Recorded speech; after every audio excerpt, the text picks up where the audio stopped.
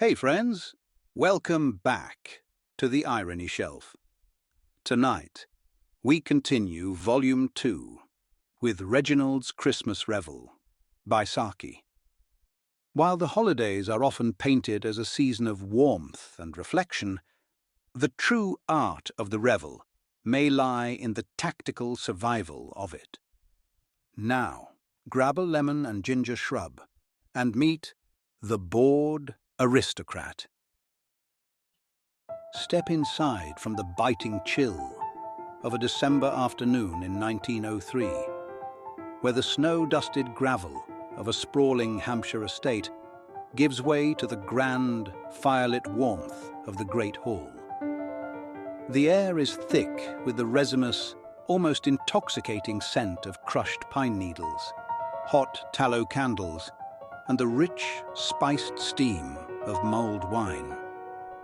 Overhead, massive boughs of holly and mistletoe drape across the dark oak beams like heavy velvet stage curtains, casting flickering, cavernous shadows across the Persian rugs. It is an image of supreme comfort, a picturesque fortress built to keep the bleak, unforgiving winter at bay. Yet, if you look closer at the faces gathered around the glittering dinner table, you see that the holiday is both a celebration and a high-stakes performance. The crisp, starched white of the gentlemen's waistcoats matches the cold efficiency of the social maneuvering taking place between the toasts.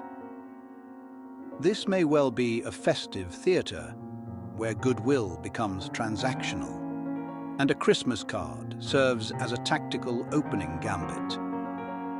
In this kingdom of ice and etiquette, the most delicate thing in the room isn't the fine china tea service, but the fragile vanity of a hostess determined to survive her own revels.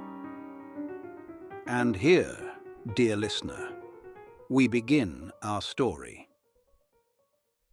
"They say," said Reginald, "that there's nothing sadder than victory, except defeat. If you've ever stayed with dull people during what is supposedly the festive season, you will likely find ample reason to amend that proverb. I shall never forget spending one Christmas at the Babwolds. Mrs. Babwold is some relation of my father's, a sort of unwanted distant cousin, and that was considered sufficient reason to compel me to accept her invitation after about 6 years of excuses. Though why the sins of the father should be visited upon the children— I say old thing. You won't find any notepaper in that drawer. That's where I keep old menus and first-night programmes. Mrs. Babwold wears a rather austere demeanour, and has never been known to smile, even when saying disagreeable things to her friends, or writing out the household grocery list. She treats her amusements as though they were court orders. An imperial elephant, draped in suffocating finery at a grand Indian durbar, gives one a very similar impression. Her husband gardens in all weather.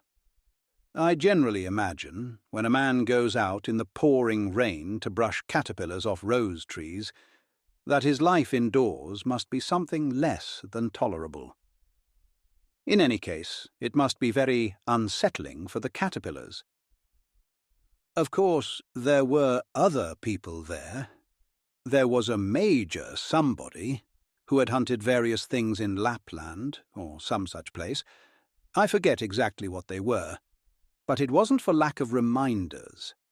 We had them served up cold with almost every meal. He was continually giving us details of their exact measurements down to the inch, as though he thought we were going to knit them into warm undergarments for the winter. I used to listen to him with a rapt attention that gave me an admirably intellectual appearance. Then, one day, I humbly interrupted him with the measurements of an African giraffe I had shot on an English moor. The Major turned a beautiful Tyrian scarlet, that glorious, intense shade of royal purple. I remember thinking at the time that I should like my bathroom decorated in that colour, and I think at that moment he almost found it in his heart to dislike me. Mrs. Babwold put on a crisis management expression and asked why he didn't publish a book of his sporting memoirs. It would be so interesting. She didn't remember until afterward that he had already given her 2 fat volumes on the subject, complete with his portrait and autograph as a frontispiece, and an appendix on the habits of the Arctic mussel. It was in the evening that we cast aside the cares and distractions of the day, and really lived. Cards were thought to be far too frivolous a way for passing the time, so most of them played what they called a book game. You know, that game where you pretend to be a book. You went out into the hall to catch an inspiration, I suppose. Then you came in again with a heavy winter scarf tied around your neck and looked completely ridiculous. And the others were supposed to guess that you were a popular novel of the day. I held out against the nonsense as long as I reasonably could, but at last, in a lapse of good nature, I consented to masquerade as a book. However, I warned them that my performance would take some time to prepare. They waited for the best part of 40 minutes, while I went and played miniature wine-glass bowling with the houseboy in the pantry. You play it with a champagne cork, and the one who knocks down the most glasses without breaking them wins. I won, with 4 unbroken out of 7. I think William suffered from over-anxiousness. They were absolutely furious in the drawing-room at my not having come back, and they weren't a bit pacified when I told them afterward that the book I was portraying was at the end of the passage. "I never did like Kipling," was Mrs. Babwold's comment, when the situation dawned upon her. "I couldn't see anything clever in Earthworms Out of Tuscany. Or is that by Darwin?" Of course, these games are very educational, but personally, I prefer bridge. On Christmas evening we were expected to be especially festive, in the old English fashion. The hall was terribly draughty, but it seemed to be the proper place to revel in, and it was decorated with Japanese fans and Chinese lanterns, which I suppose gave it a very old English effect. A young lady with a theatrical whispering voice favoured us with a long recitation, one of those fashionable, tear-jerking stories about a little girl who died or did something equally cliched. Then the Major gave us a graphic account of a struggle he had with a wounded bear. I privately wished that the bears would win sometimes on these occasions. At least they wouldn't go boasting about it afterwards. Before we had time to recover our spirits, we were indulged with some mind-reading by a young man who clearly possessed a doting mother and a terrible sense of fashion, the sort of social bore who chatters relentlessly over the dinner table and nervously smooths his hair as though he thought it might hit back. The mind-reading was rather a success. He announced that the hostess was thinking about poetry, and she admitted that her mind was dwelling on one of the poet laureate's odes. Given that he is widely considered the most uninspired poet in England, it must have been near enough.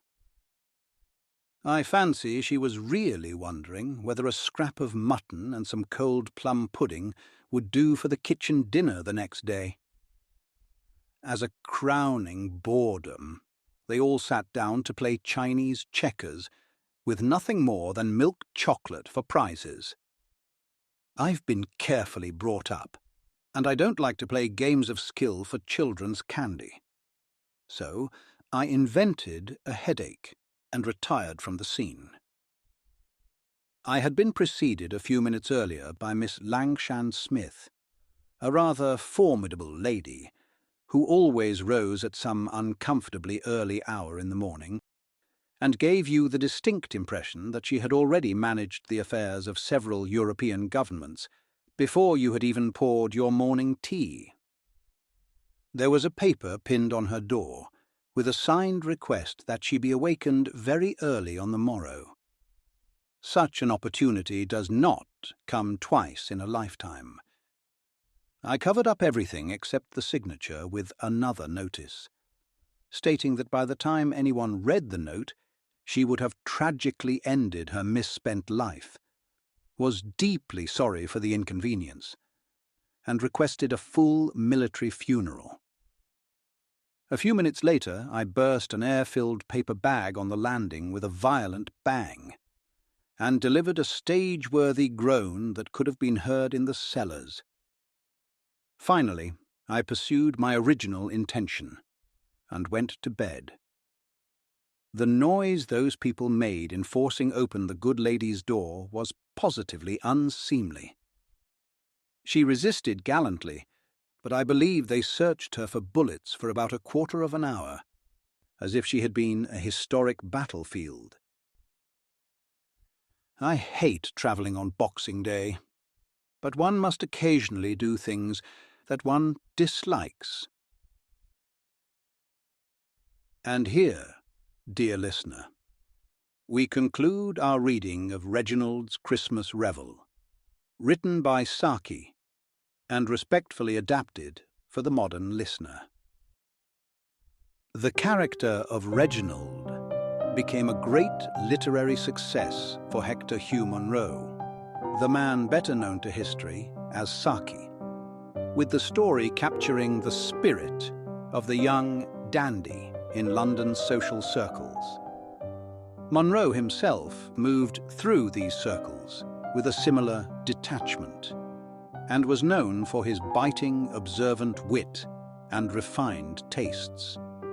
He became the definitive voice of the season, the cycle of parties and country house visits that defined the Edwardian era, embodying both the sparkle of the festivities and the quiet exhaustion that often followed. For Munro, the season was a rich landscape of high-stakes social obligations. He specialized in unearthing humor in the trivialities of holiday traditions and garden parties, offering his readers a way to laugh at the very things that occupied their daily lives.